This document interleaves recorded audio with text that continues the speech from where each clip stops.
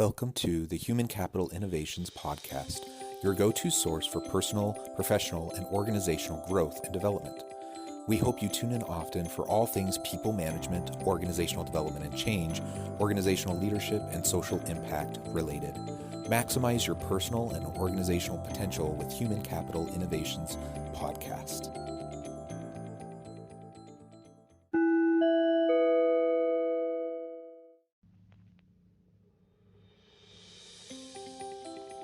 Welcome to the Human Capital Innovations Podcast. In this HCI podcast episode, I talk with Alex Bruckman about how we can create a sustainable and truly purpose-driven, successful business.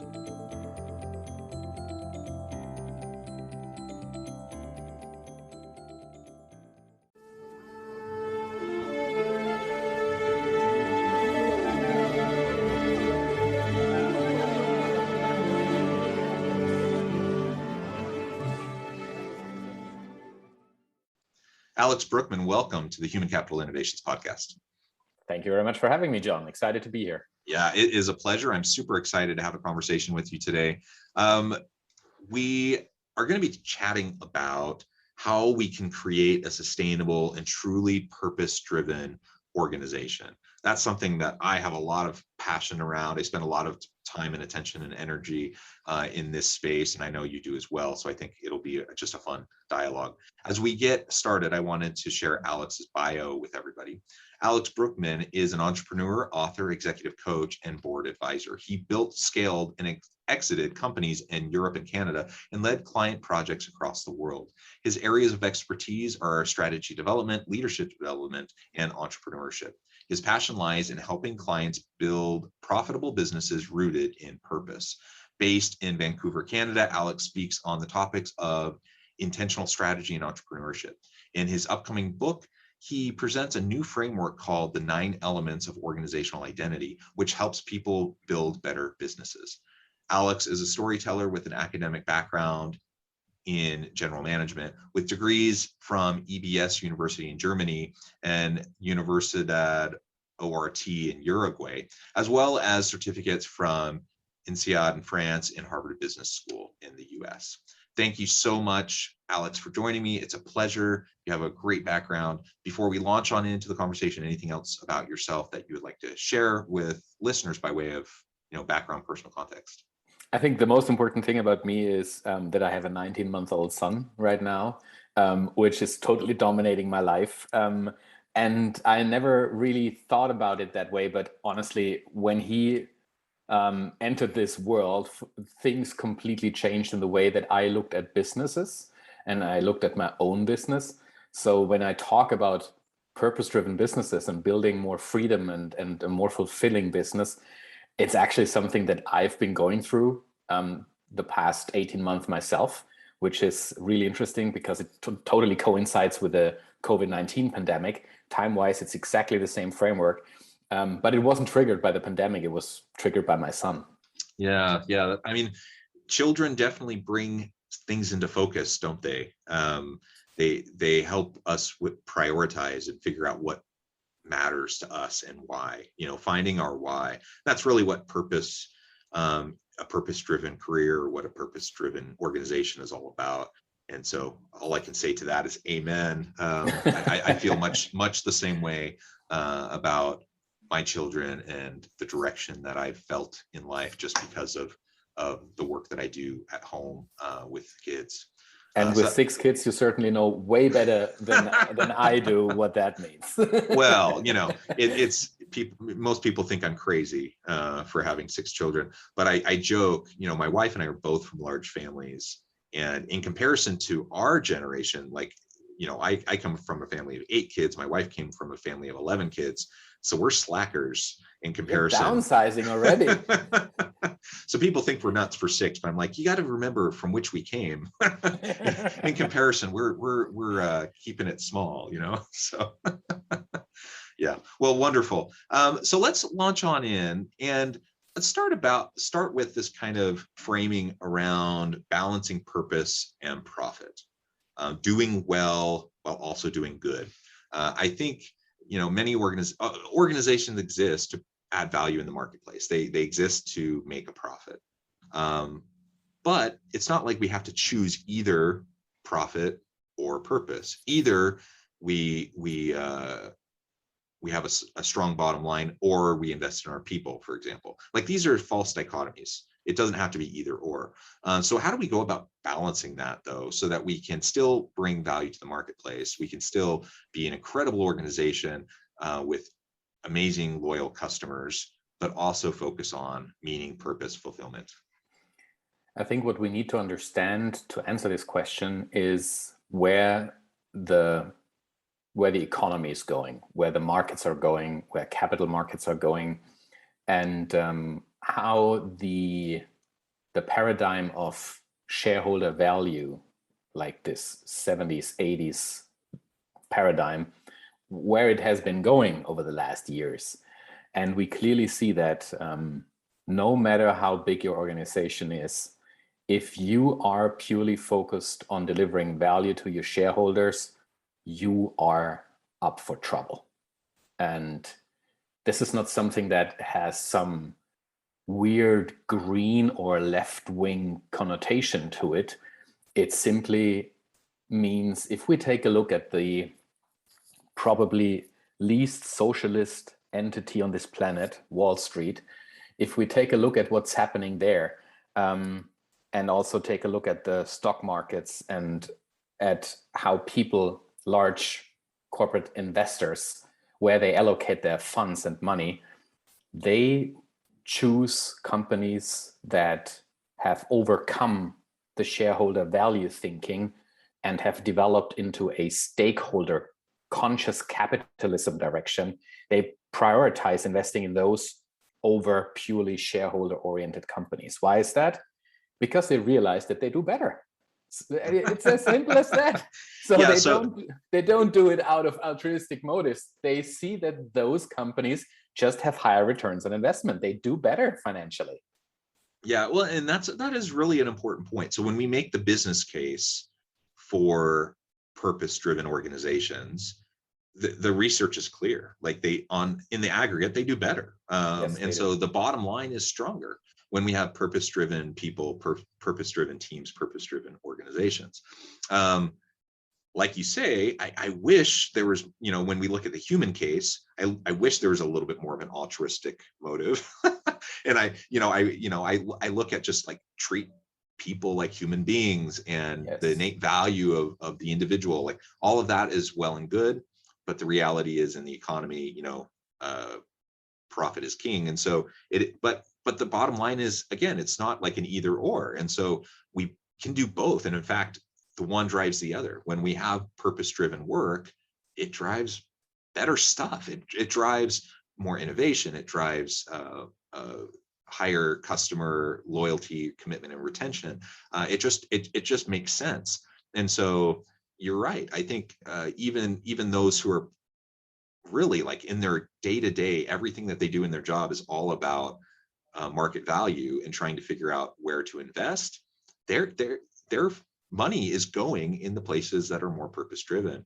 And so let's not forget that. And we don't have to feel like we're just sacrificing or being like focusing on the warm fuzzy stuff, quote unquote, to the detriment of the numbers, the hard metrics of the organization. What we really need to focus on is a topic called ESG, environmental, social, and corporate governance.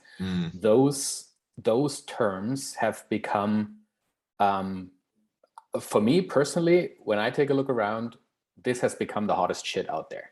ESG is the thing. If you are now like at the end of your corporate career, at the end of your university career, or thinking about changing your career, or just entering in a new area of your life and be like, what do I want to do with my life? I strongly recommend you take a look at that. First of all, it's a lot of fun because it touches some of the most important elements of our lives today, meaning climate protection, to save this planet from going down the drain and destroying the fundament of our lives. The second one, the S in ESG, it's about your social responsibility. How do you treat people? How do you treat the people in your supply chain, up and down the supply chain? How do you treat your customers, your clients, and even as important as anything else, how do you treat your own employees? And if you take a look at those questions, there are so many companies out there that urgently search and look for people who know about this space, who understand ESG. There is just not enough supply, and it's just exploding right now. So it's an exciting career opportunity. That's what I'm saying.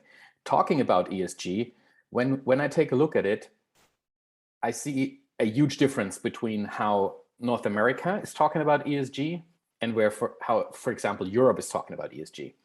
In North America, those topics reflect, so ESG reflect an organization's collective focus on environmental, social, and corporate governance topics. And it's kind of, in the end, a score or a percentage, or however you want to call it, that those companies report to capital markets, to investors. So it's still kind of a risk reduction element, if you know what I mean, rather than an element that they market in a way so that people see how they are contributing to the good of this world. Whereas in Europe, ESG has become more than just numbers that you report. It has become a synonym for sustainability as such. And again, I'm not talking about some weird green environmental protection stuff here. I'm really talking about understanding sustainability in the best possible way. And that includes environmental aspects, it includes social aspects, and it includes how you govern your own corporation for the long-term success. That's what this is all about. And I believe there is so much value in it when companies understand the power of purpose. And I mean, I don't think we have to make a case for that. People that have still not understood that purpose-driven companies make more money, they kind of were asleep over the past 10 years, I guess. I think so. It still persists. There's still plenty of them. Oh, yeah. And it blows my mind anytime I hear someone who just seems so obtuse and just like, John, honestly, those are the dinosaurs, and we know what happens to dinosaurs. They will just die out over time. Yeah. So you're absolutely right. And the way this has been framed has changed over time. You know, corporate social responsibility, triple bottom line, stakeholder value, ESG, all of these are great concepts and principles. Ultimately, it just fundamentally comes back to shifting the way we frame our organization and the value proposition of our organization, and to recognize that we owe it to ourselves, to our people, to our customers, to the planet, to everyone, to all stakeholders. We owe it to them to drive positive outcomes for all stakeholders.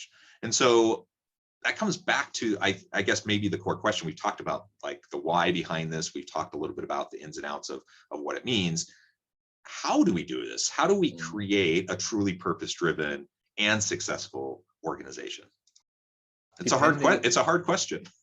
Depending on the size of your organization, I would say it's sometimes easier if you're a small company. It's sometimes more difficult if you're a larger organization. Let's start with talking about smaller organizations. And I'm not talking about a solopreneur. I'm really talking about a company that is kind of small to mid-size, has, 20 to, 500 employees, something like that. It's still fairly simple because it's manageable. You know every single individual in this organization. Everyone knows each other. You know how to address the people. You know them personally. And purpose is something truly personal. So when we talk about purpose, we need to first understand, what does this term mean? What is purpose? And I define it as, purpose is understanding what you as an organization have to address a unique issue out there in the world. What is it that puts you in the perfect spot to address that issue? And this can be something completely different than your business as such. I like to use the example of Patagonia, the apparel company. They produce apparel, right? clothes and gear for backpackers, for example. Their purpose is totally environmental protection. They've pledged years ago 1% of their sales to environmental protection campaigns, but they go way beyond that. They also link activists, people who want to get involved, to environmental protection campaigns that they believe in and support. Yeah, so they've been doing this for decades. Yes, they've put their money where their mouth is and have become a true shining light for purpose-driven, for-profit company. Now, coming back to a smaller company example, we first need to understand what the issue out there is in the world that we'd like to address. Then we need to be clear on why we want to do this, and the people in our organization need to understand that. So we need to help them understand it. And it's not that this becomes their purpose. We need to distinguish between corporate purpose and individual purpose.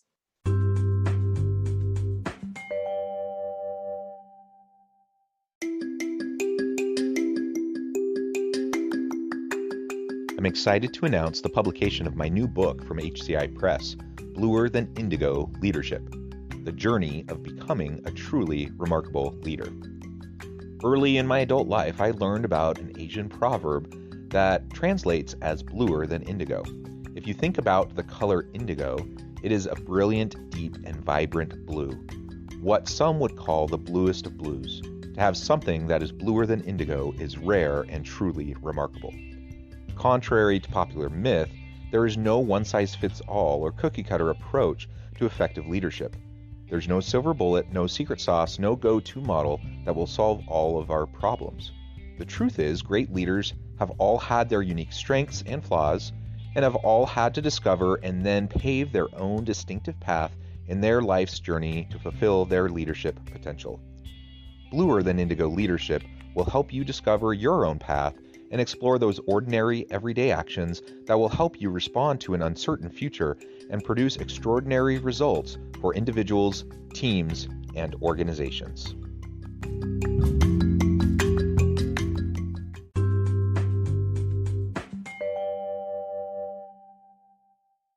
The magic happens when people understand corporate purpose and see how it aligns to their individual purpose. So, taking this example of environmental protection, it's something that I'm truly passionate about myself. So let's assume I worked at Patagonia. This purpose, this corporate purpose, would probably have attracted me to work for them in the first place because it resonates so much with my own purpose. But this is a purpose that has been around for a long time. So they can use it to attract the right talent, for example. If you are a smaller company again, and you are just about to understand and discover your purpose, it needs to be a true dialogue between the company leaders and between management and between everyone else in the organization. And it's not something that needs to be overly complicated or takes a lot of time. It just needs some candid conversations around what do we want to do with the power that we have in this marketplace. Do we want to use it for good, or do we just want to use it to make money? We still will make money, but while doing well, we should also strive to do good. And the examples are plenty, what you could do. And purpose does not only mean environmental protection or anything else in that direction. It simply means purpose needs to be something more than just making money. It needs to be something grand and idealistic. And if your purpose is to support kids in the community where you live, then this could be your purpose. And you could sponsor youth sports teams or God knows what. There is so much that you can do. And it really needs to resonate with the people that work for you. Then it becomes truly powerful because it rallies them around this common purpose. And it makes them go the extra mile, not because you tell them to, but because they want to, because they see how what they do contributes to something greater than just making money. Yeah, and this is something that applies to everyone. I mean, there's so much research on this. I've done a good amount of research on this myself. that meaning, purpose, fulfillment, doing things that you perceive matter in the world, that you're making the world a better place. It's a strong intrinsic motivator that's among the strongest motivators leading to efficiency, effectiveness, productivity, innovation, and just overall engagement, satisfaction for employees in the workplace. But it's particularly important for younger generation of employees. So younger millennials and Gen Z workers, they not only like it when they have a meaning and purpose in the work that they do, they expect it, they demand it. They only want to work. CEO just yesterday said publicly that above all, what matters to these generations that you just mentioned, John, is environmental protection. It matters most to them. It's more important to them than their own career path and God knows what. I totally agree with you. This is a game changer for many things. Those generations coming into the marketplace. So I mean, organizations and investors looking at, well, okay, bottom line outcomes, purpose-driven organizations have better in aggregate, better bottom line outcomes. So yeah, we're going to put our money there.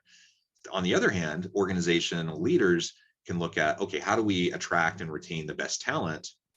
You know what, if you're going to be bringing in younger generations of millennial and Gen Z workers into your workforce and you want them to stay, you get them there in the first place and then get them to stick around, you better be invested in this stuff. You better have a grander meaning and purpose behind what you're doing, and you better be proactive about helping individual employees recognize and understand how their values connect with the organization's values, and that there's congruency there. If that's not there, I'm sorry, but you're going to really struggle. You're going to struggle to have a great workforce, and you're going to churn through people, and nobody can afford to do that. It's happening already. It's happening already.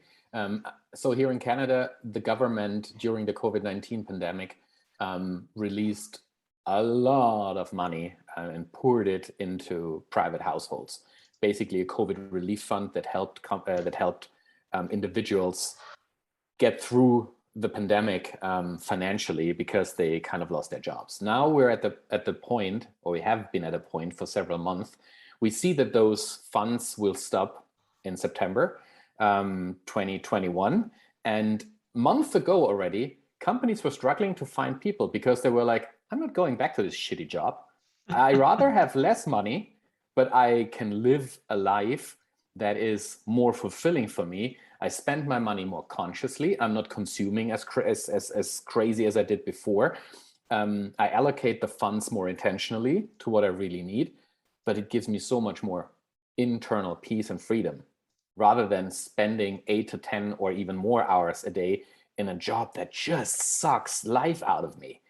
And especially that struggle with that, business owners that don't find talent. And I always ask them, have you looked inside? Have you looked inside your company? Are the root causes maybe related to the work culture, the work environment you create? And this often leaves them like, oh my God, I knew it would come eventually. They know this stuff. They know it. Yeah, it's not like we're the first ones to say this, are we? I mean, people have been talking about this for a long, long time. And I think the average leader, I think the average person would agree with what we're saying. And they'd say, yeah, this is important. And they probably even think they're doing it or trying to do it. But the reality is, where the rubber meets the road, employees aren't experiencing it, right? They're not seeing it. And so good intentions don't actually matter if it doesn't produce, good policies, practices, procedures, behaviors within the organization, and a positive, healthy, psychologically safe, engaging culture. Something really, really important, John. How do you translate purpose into your organization? How do you make it happen? How can people sense it, feel it, see it? Are you willing to put your money where your mouth is? Are you willing to walk away from clients that are not in line with your purpose, that consciously do things in a bad way, even if you confronted them?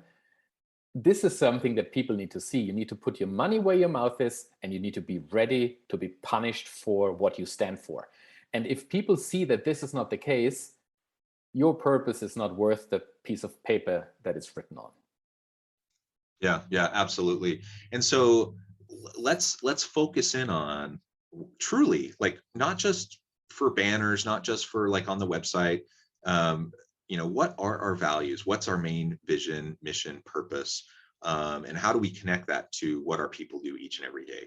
How do we communicate that to our people? And how do we demonstrate our values through what we do consistently every day in the organization? And how do we hold each other accountable for living up to these values? And it has to go from the top all the way down. I see organizations often where there is, like, you go talk to the line workers, you talk to those who interface with the customers, you talk with middle managers, and they feel, there may be a great sense of meaning and purpose in what they do. But then there's this huge disconnect between them and like upper management, C-suite, executive level individuals. And the number of times I've heard people talk about, well, there's one set of rules and values for us, and there's another set of rules and values for them. That doesn't work. It just doesn't work. The hypocrisy is so apparent, and it disengages and it frustrates, and you're not going to keep your people. And so we can't afford to keep on leaders, even at the highest levels, even leaders who have great metrics and various outcome measures. We can't afford to keep them on if they're undermining our values, if they're undermining what we're trying to accomplish, because people really notice, and it will impact their decisions. And this where it comes back to ESG, especially the G in it, the corporate governance piece. So what you described is the reality in many smaller companies, owner-led companies, where, let's say, the C-suite has kind of lost connection to reality and live in their own bubble and feel like they can do whatever they want. Very often in owner-driven companies, this is not the case.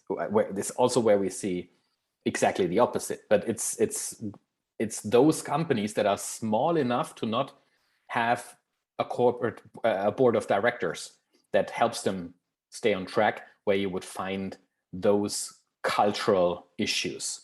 And this is a cultural issue. If people are not living up to the same values, if there's one set of rules and values for one particular population in the organization and another one for another group, that's a true cultural issue.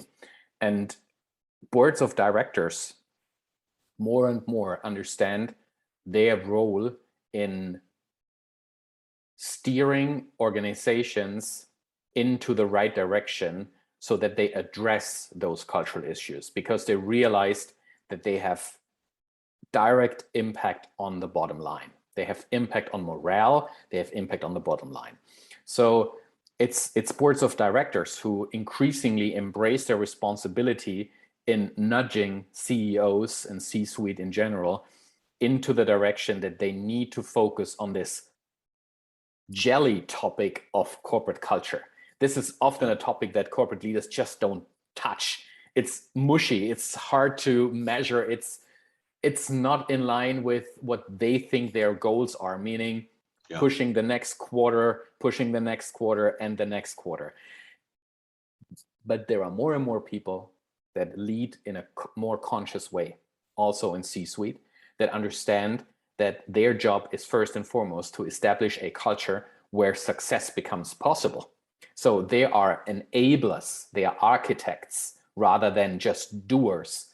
So when you have this kind of conscious leader in an organization that has the backing of the board of directors to address those corporate culture topics in a strategic way, this is where the magic happens. We have then a company that is clear on where they want to go strategically. What are our 3 to 5 year strategic plans? How should our company look like? And what does it need in order to get there?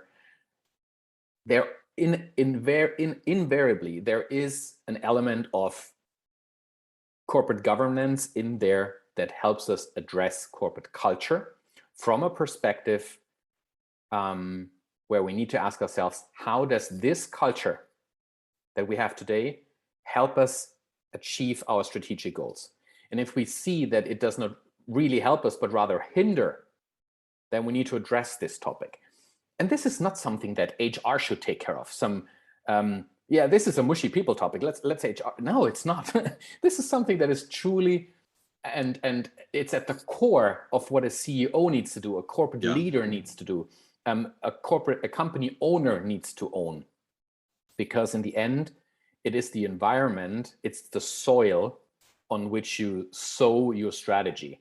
And if the soil is poisoned, the best strategy can't grow and grow fruit. And your harvest will not work. It's just as simple as that. Yeah, well said, Alex. Well, Alex, I note the time. I really appreciate your generosity and the time you spent with me and my listeners today, but I want to be respectful of your time and allow you to get on with your busy day. But before we close today, I wanted to give you a chance to share with listeners how they can get connected with you, find out more about your work, your team, and then give us the final word on the topic for today. The best way to reach out is via my website, alexthestrategist.com. And it's really not a sales website, so don't worry. You will find tons of free resources there, checklists, free toolkits, a whole library of articles that I write. I'm really in it to help you guys get your head around the topic of purpose-driven strategy and understand it from a perspective that it helps you grow your business, that it helps you make more informed decisions. So enjoy the free resources and run with it, apply them to your own world. I think there is no alternative to embracing ESG, to embracing purpose-driven businesses, doing well while doing good. Because in the end, we are only here for a certain period of time. We hand over this planet to our kids, we hand over a society to our kids. And if we are not conscious about it, we just run it into the ground. So if you really think beyond your own wallet, if you really want to make an impact, start with working and leading more consciously and from a purpose-driven perspective. I think this is the most and the best thing that we can do in order to hand over a better planet. Well said, Alex. I really appreciate all of your insights. I appreciate your focus, your attention, and energy that you put towards this to help organizations. I encourage leaders to reach out to get connected with you and your team. And as always, I hope everyone can stay healthy and safe, that you can find meaning and purpose at work each and every day. And I hope you all have a great week.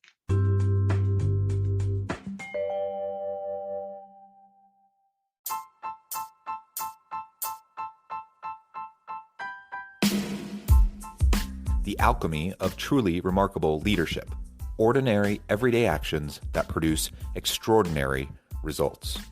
Consider how the nature of work has shifted over the past 50 years. With increased globalization, rapid technological advancement, and the shift in economic composition, the average job of today looks very different than the average job of 50 years ago. What will the jobs and organizations of tomorrow look like?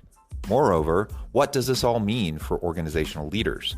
What are the core competencies and capabilities of organizations and their leadership that are prepared for continued disruption and geopolitical and socioeconomic shifts? Regardless of what the future holds, increasingly, leaders need to be socially minded, data-driven, decisive, champions of talent, and disruptors of the traditional notions of leadership, teams, organizations, and work. The alchemy of truly remarkable leadership will help you to explore your own leadership competencies and capabilities and consider ways to apply and implement them into your workplace and personal life.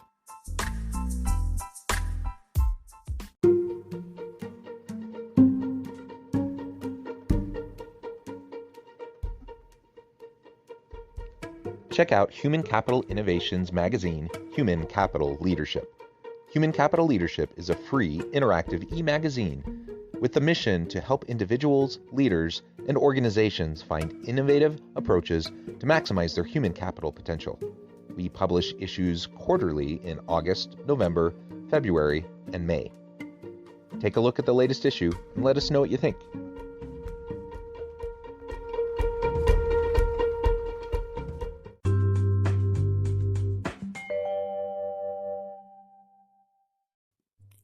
Thanks again for joining us for this episode of the Human Capital Innovations Podcast.